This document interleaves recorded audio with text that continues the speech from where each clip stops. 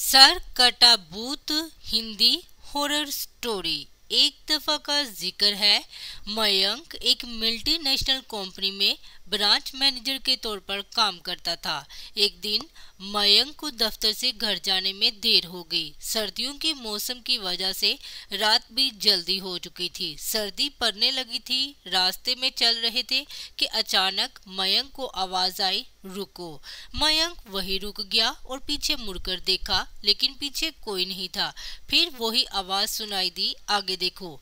जैसे ही मयंक ने सामने देखा, उसे जमीन पर कुछ चमकता हुआ नजर आया।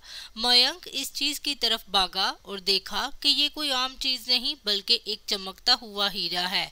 उसने वो हीरा अपने हाथ में लिया। उसकी चमक देखकर मयंक की खुशी की इंतहा न रही, लेकिन मयंक को ये नहीं मालूम था कि ये एक आम हीरा है या नहीं, बल्कि एक पुरअसरार हीरा है।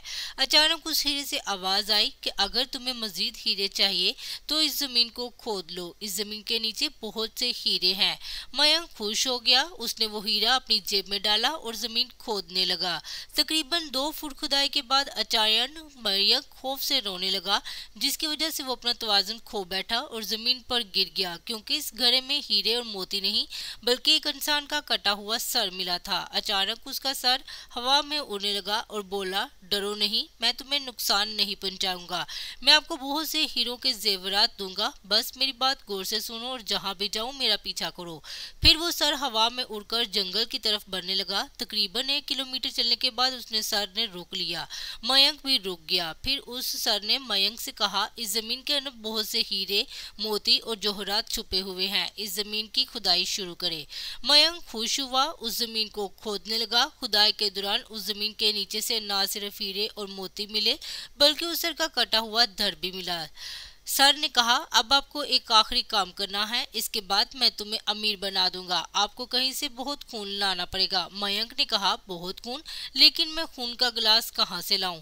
सर ने कहा, मेरे साथ चलो। वो डरोना चेहरा मयंक को अपने साथ लेकर कुछ फासले पर चला गया। वहां उसने एक आदमी को जाते देखा। सर ने कहा, इस आदमी को मार डालो और इसका खून लाओ। मयंक डर गया और बोला, नहीं नहीं, ये मेरे साथ नहीं होगा, मैं ये नहीं कर सकता। अगर तुमने ऐसा नहीं किया तो मैं तुम्हें बहुत मुश्किल में डालूंगा, फिर तुम्हारी सारी जिंदगी जहन्नम बन जाएगी। मयंक ने हाथ जोड़कर उसे कहा, मुझे माफ कर दो। अगर मैंने इसे कत्ल किया तो पुलिस मुझे गिरफ्तार कर लेगी और मुझे जेल जाना है। अपने तंत्र मंत्र की ताकत से उस सर ने छुरी निकाली और गुस्से से वापस लौटा और कहा, अगर तुमने मेरा ये काम नहीं किया तो मैं तुम्हारे पूरे खानदान को मौत के घाट उतार दूंगा।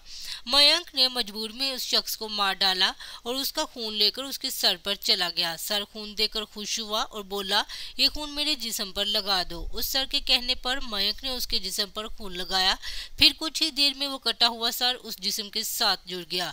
ये सब देखकर मयंक की हालत खराब होने लगी।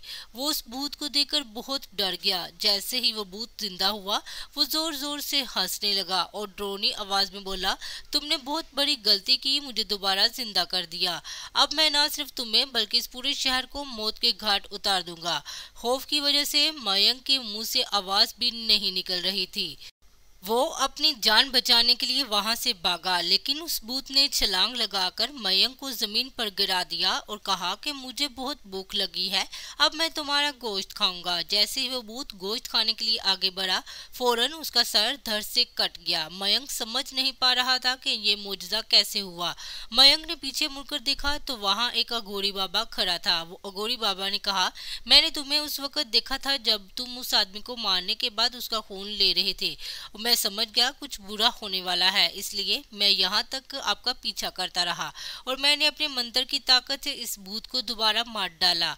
अब आप यकीन से अपने घर जा सकते हैं, आपको अब कोई खतरा नहीं है। आज भी जब मयंक को वो वाकया याद आता है तो उसकी रूह कांपने लगती है। दोस्तों, आपको ये कहानी कैसी लगी, कमेंट करके जरूर बताएं।